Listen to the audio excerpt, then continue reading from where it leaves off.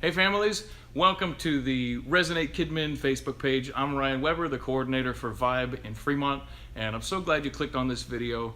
If this is your first time to this page, I'm so glad you're here. This is a way that we can just be interactive, that we can connect with you at home through your devices or through your computers, and just let you know what's coming up for Sundays, what we're talking about with your kids, some stuff you might want to know, events, all kinds of stuff. This is such a great way to communicate. And we also want feedback too. I love seeing your comments, your feedback when you send us notes on stuff that happened on Sunday. This is so cool. It's always a joy, and I know I speak on behalf of the other leaders when I say that it's such a joy and an honor to just have the privilege of discipling your kids and just laying the foundation of who they see God as, what they know of the Bible, and just how they read the wealth of knowledge that's in the Word of God. I look forward to it every Sunday. I know the rest of my leaders do, and I'm looking forward to this Sunday. We are continuing with our study of some of the parables that Christ went through. This week we're in Luke chapter 15, and we're looking at three parables. One is the lost sheep, one is the lost coin, and the third one is the prodigal son. And there's a lot of different directions we can go with these things, but we're going to try to pull basically one big point out of each of the three parables that's going to really construct just a beautiful picture for us.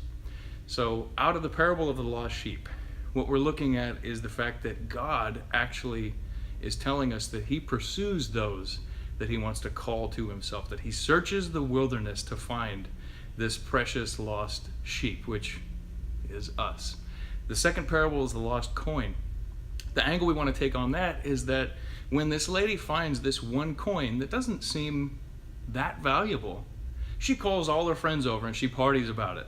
And it tells us that the angels in heaven throw a party when somebody comes to follow Christ. And that's a beautiful picture. The third part that we're looking at in the prodigal son is that nobody is so far from God, too much of a sinner, or has messed up life in too many ways that God's not going to welcome them back with open arms. And all three of these things are just beautiful pictures for us. We want to encourage your kids with this message, and I encourage you, open up that book, read through Luke 15 with your kids this week, and just ask them what they see in these parables.